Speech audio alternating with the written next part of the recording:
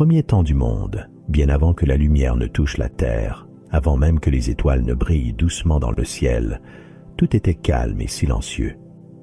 Le ciel, nommé Rangui, et la terre, nommée Papa, étaient tendrement enlacés dans un amour si profond qu'aucune lumière, aucun souffle d'air, aucune vie ne pouvait passer entre eux.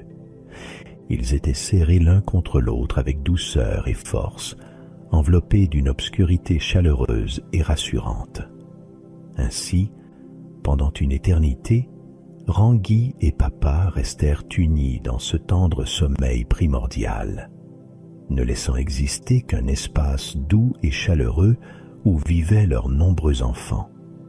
Ces enfants, qui allaient devenir les dieux de la nature, vivaient ainsi entre leurs parents étroitement enlacés, dans un monde silencieux, chaud mais étouffant. Avec le temps, pourtant, un désir doux mais profond commença lentement à grandir en eux. Ils rêvaient doucement d'espace, de lumière, d'air frais et d'une liberté tranquille qu'ils n'avaient jamais connue. Parmi eux se trouvait Tan, futur dieu des forêts et des oiseaux, Tawirimatea, dieu des vents et des tempêtes, Tumatawenga, dieu des hommes et de la guerre, Tangaroa, dieu des océans profonds, et plusieurs autres divinités.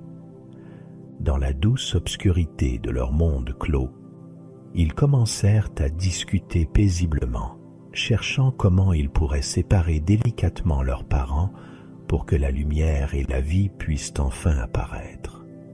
Certains étaient hésitants, ne souhaitant pas troubler l'amour profond et silencieux qui unissait Rangui et Papa. D'autres, comme Tan, pensaient au contraire qu'il fallait agir doucement, mais fermement, pour laisser l'air circuler librement, pour que leur monde puisse enfin respirer. Avec respect et douceur, ils tentèrent alors de séparer lentement leurs parents, chacun à sa manière. Tangaroa essaya calmement, mais en vain. Tumatawenga utilisa sa force avec respect, mais sans succès. Tawirimatea, attaché à l'unité familiale, refusa doucement d'agir. Enfin, Tan, le plus doux mais aussi le plus déterminé d'entre eux, prit sa décision. Il s'allongea lentement sur le dos, ses pieds contre son père, Rangui, et ses épaules contre sa mère, Papa. Puis, avec une force tranquille mais irrésistible, il poussa doucement, lentement, avec patience et détermination.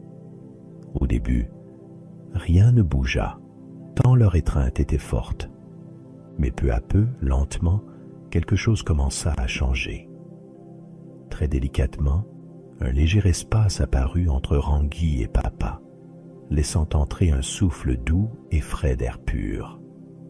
Encouragé par cette première victoire, Tan continua à pousser calmement, sans violence, mais avec une force tranquille, ouvrant lentement un espace de plus en plus grand.